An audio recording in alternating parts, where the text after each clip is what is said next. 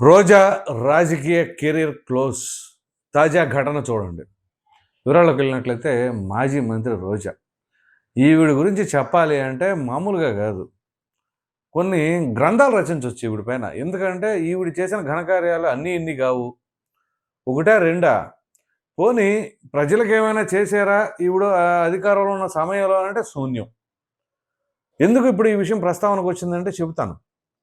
ఈవిడికి ఓ విధంగా చెప్పాలి అంటే నోటి దురద, అలాగే ఇంకొన్ని చెప్పుకోవాల్సి వస్తే ఒకదాని తర్వాత ఒకటి ఘటనలు చెప్తా ఉంటాను. దాన్ని బట్టి మీకు అర్థమవుతుంది. ఆ తర్వాత ఈవిడ వ్యవహార శైలి ఏ రకంగా ఉంటుంది అనేది కూడా మీరు మీ అభిప్రాయం కామెంట్ సెక్షన్‌లో తెలియచేయండి. ఇక ఈవిడ ఎప్పటినుంచో రాజకీయాల్లో ఉన్నారండి. తొలిసారి ఎమ్మెల్యే అయింది మాత్రం 2014లో రాష్ట్రం విడిపోతే గాని, అది కూడా వైసీపీలోకి వచ్చిన తర్వాత ఏదో ముక్కి మూలిగి కొన్ని వందల ఓట్ల తేడాతో 2014లో ఎమ్మెల్యే అయ్యారు. ఇక 2019లో రెండోసారి అయ్యారు. ఇక జగన్మోహన్ రెడ్డి గారు మొత్తానికి ఈవిడ మీద కనికరం చూపు తనకి ఆయనకి మంత్రి పదవి అయితే రెండోసారి క్యాబినెట్లు ఇచ్చారు. అంతే. అసలు మనల్ని ఆపేది ఎవరనే తరహాలు ఈవిడ మాటలు, చేష్టలు మామూలుగా కాదు. ఇక వారు లేదు, వీరు లేదు, ప్రతి ఒక్కరిని వాడెంత, వీడెంత అనేది ఈవిడే అసలు మనం సమాజంలో ఒక గౌరవ పదవిలో ఉన్నాము అని చెప్పేసి ఆలోచన కూడా ఉండదిక. ఆ రకంగా వ్యవహరించారు. సరే తీరా మొన్న ఓడిపోయిన తర్వాత ఎక్కడ ఉన్నామంటే ఇదిగో ఇక అవుట్ ఆఫ్ కవరేజ్ ఏరియాకి వెళ్ళిపోయింది. సో ఇప్పుడు తాజాగా ఈవిడ గురించి మాట్లాడుకోవడానికి ఎందుకంటే మన క్రిస్మస్ సెలబ్రేషన్స్ జరిగినాయి కదా! ఆ క్రిస్మస్ సెలబ్రేషన్స్‌లో ఒక ఘటన చోటు చేసుకుంది. తను చెప్పేదానికి ముందు ఈవిడ శైలి ఎలా ఉంటది అనేది మనం చూసినట్లయితే ఒకసారి ఎక్కడో ఏదో దీక్ష చేస్తున్నట్టు నిరసన కార్యక్రమం ఏదో చేస్తా ఉంది. అక్కడికి పోలీసులు వెళితే కొంచెం దూరంగా నుంచొని మాట్లాడితే, "మేమేం ఎస్సీలం కాదు. దగ్గరికి రండి" అని చెప్పేసి అంది. అంటే ఎంత చులకన భావం చూడండి. ఎంత దాన్ని ఏమనాలి? ఒక విధంగా చెప్పాలంటే ఎంత పొగరు, గర్వం, కండకావరం ఇంకా గట్టిగా మాట్లాడవలసి వస్తే, నువ్వు రాజకీయ జీవితంలో ఉండి మేము ఎస్సీలు, ఎస్టీలు కాదు అని చెప్పేసి అంటున్నావంటే ఏం చేయాలి వీళ్ళని? ఒకటి. దాని తర్వాత ఇటీవల అరుణాచలంలోనే ఎక్కడో బహుశా ఈవిడ గుడికి వెళ్ళినప్పుడు ఎవరో పాపం సెల్ఫీకి అడిగారు. దూరంగా అట్లా దూరంగా నుంచోండి, దూరంగా అని చెప్పేసి పారిశుద్ధ కార్మికులు అనుకుంటా. వాళ్ళు వచ్చి ఫోటో దిగుతుంటే ఇంత దూరంగా, దూరంగా అని చెప్పేసి వాళ్ళకి డిస్టెన్స్ మెయింటైన్ చేసింది. నీకెందుకు అంత ఇది? అందరూ మనుషులు కాదా? ఇదే పారిశుద్ధ కార్మికులు ఓట్లేస్తే కావాలి. అప్పుడు మాత్రం మనం బ్రహ్మాండంగా వెళ్ళి ఓట్లు అడుక్కుంటా దండాలు పెడతాం. కానీ ఇక్కడ మాత్రం ఎవరైనా ఫోటో దిగలే ఏదో పాపం ఆ పిచ్చి అభిమానం ఏముండండి పట్టించుకునేవాళ్ళే అంతంత మాత్రం. సరే ఎవరో పాపం వాళ్ళేదో పాపం అమాయకులు అయ్యుండి ఈవిడ గురించి తెలియక ఏదో ఫోటో దిగుదాం అనుకుంటే దానికి కూడా దూరం, దూరం అంట.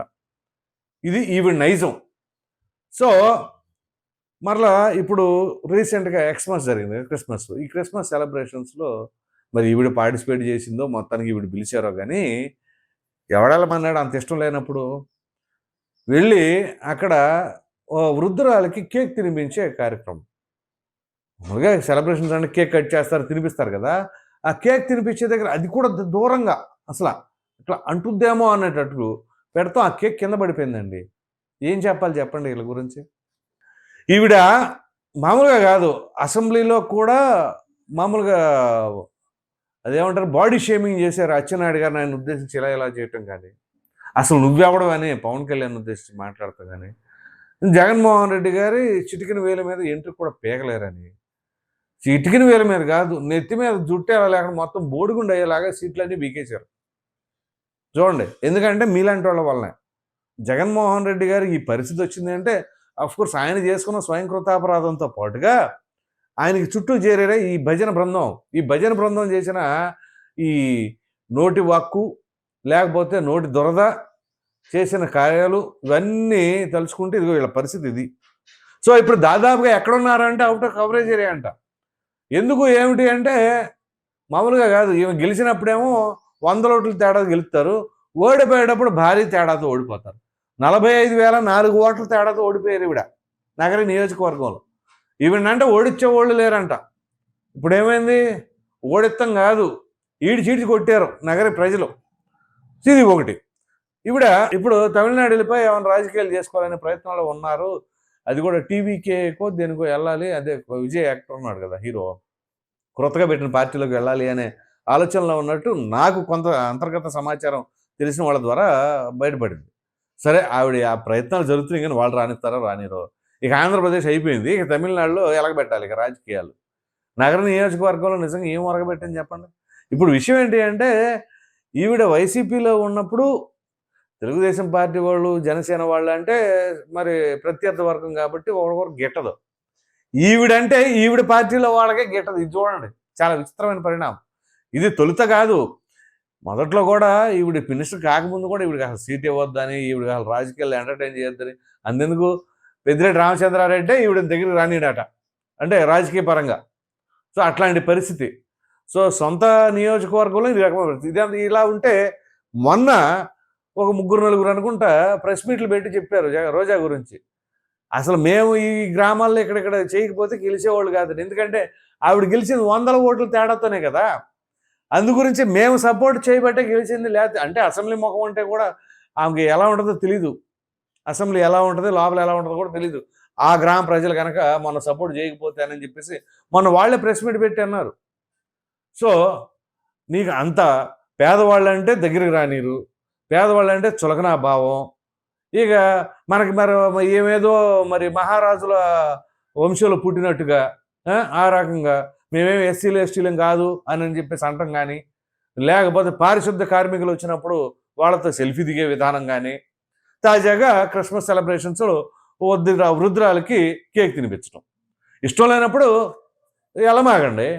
మీకు అంత క్యాష్ ఫీలింగ్లు ఉన్నప్పుడు అసలు రాజకీయాల్లో ఉండమాగండి. లేదా ఇక ఒక విధంగా చెప్పాలంటే ఎందుకులేని నేను కొన్ని మాటలు కంట్రోల్ చేసుకోండి. ఎందుకంటే రాజకీయాల్లో ఉన్నప్పుడు అందరితో కలిసిపోవాలి ఒకటి. ఒకవేళ నచ్చకపోయినా నటనన్నా చెయ్యాలి. ఇప్పుడు నటీమణే కదా, ఆ మాత్రం నటన కూడా తెలియదు ఎలా నటించాలనేది. ఇలా కేకులు పెడతాం ఏంటండి? ఇది పరిస్థితి. అందుకనే దాదాపుగా ఇక ఈవిడ రాజకీయ కెరీర్ క్లోజ్ అయిపోయింది అని చెప్పేసి చాలామంది అభిప్రాయపడుతూ ఉన్నారు. ఎందుకంటే మనుషులతో మాట్లాడటం చేత కాదు, రాజకీయాల్లో సరైన కౌంటర్లు వేయడం అసలు తెలీదు. ఎందుకంటే ఈవిడ మాట్లాడే మాటలు మామూలుగా కాదు, ఆవిడున్న పార్టీ కూడా డ్యామేజ్ అయిపోతూ ఉంటుంది. మీకు ఒక చిన్న ఎగ్జాంపుల్ చెప్పమంటారా? అంటే వైసీపీకి ఎంత డ్యామేజ్ అయిందనేది.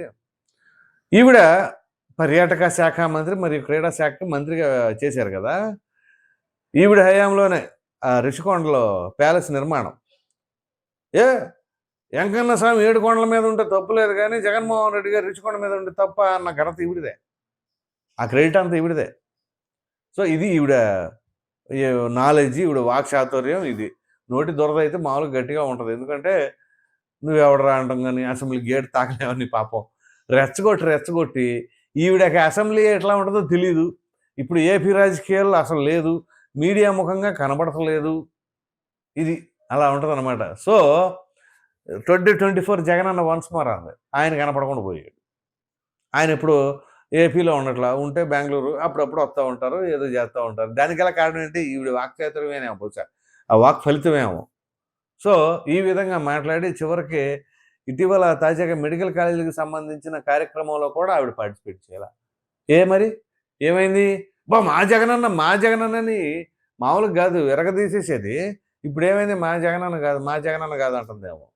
సో మొత్తం మీద చెప్పుకోవాల్సి వస్తే తాజాగా క్రిస్మస్ సెలబ్రేషన్స్లో ఈమె చేసిన ఘనకార్యం ఇది. సో మొత్తం మీద ఆవిడ కెరీర్ అయితే క్లోజ్ అయిపోయిందని చెప్పి చాలామంది అభిప్రాయపడతారు. మరి చూద్దాం మరలా ఏమైనా సరే గొంతు తిప్పుతుందా, ఏం చేస్తాను. ఈ వీడియో పైన ప్రధానంగా రోజా వైఖరి పైన మీ అభిప్రాయాన్ని కామెంట్ సెక్షన్లో తప్పకుండా తెలియజేయండి. Thank you.